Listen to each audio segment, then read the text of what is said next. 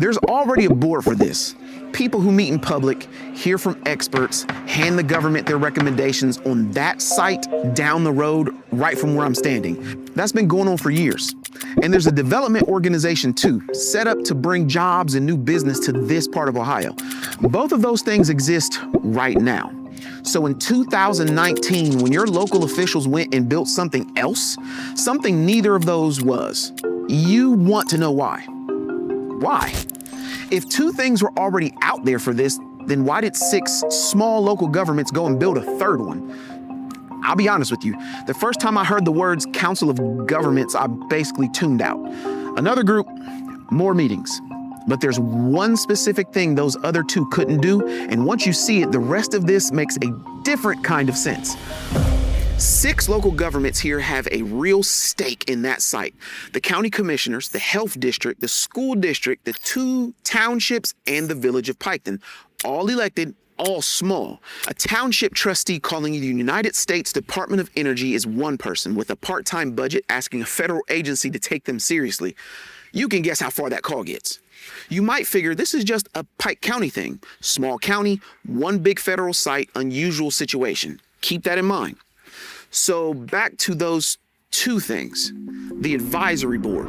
Citizens who meet, hear from cleanup experts, give the agency their recommendations. These exist at DOE sites around the country. People give up their evenings for it. Real work, but an advisory board advises. It was never set up to represent a local government. It can hand the DOE a recommendation. It cannot sit down as the elected voice of Piketon or Scioto Township or Pike County and hold the agency to anything. That's just not what it is. The people who serve on it didn't get there by running for office in your precinct. Nobody on that board answers to you. The development organization works differently. Its job is bringing in employers, new use for the land, and jobs for the people in this part of Ohio, and that matters.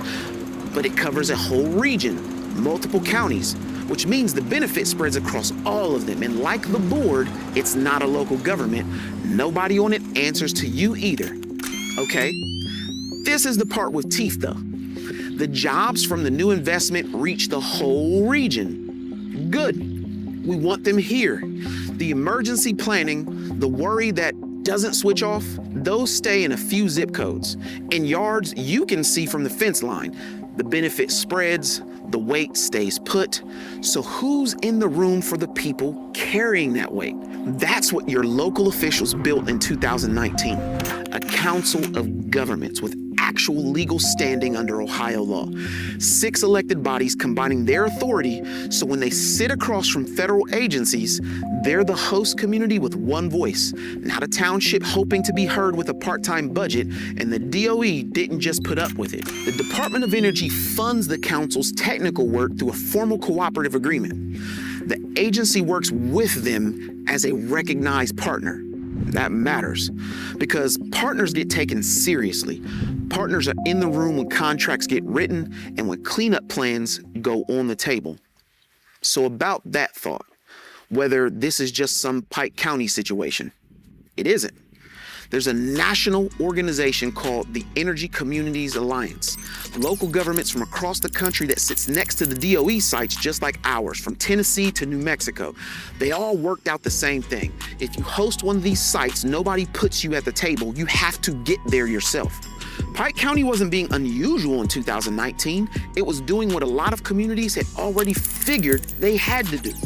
So, that question that we started with, why build something new when a board and an organization already existed?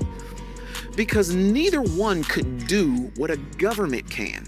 Stand up with legal authority and say, we are the elected government of the people who live here and we have a right to be answered. The board could advise, the development group could build, but only a government could be held accountable by you for how it goes. No single one of our 6 was big enough to do that alone, so they did it together. That answers the harder question too.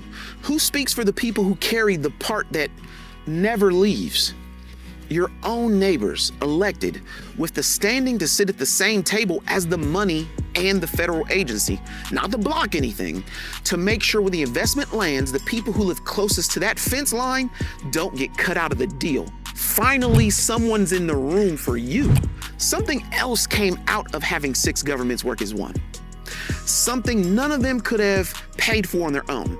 They put up their own money and commissioned an independent study to find out what living next to that site has actually done to the health and the people here. Their study, not the agencies, what they found that takes this somewhere harder. This series is here if you want to keep going. 6 small governments doing together what none of them could. That's why this group exists.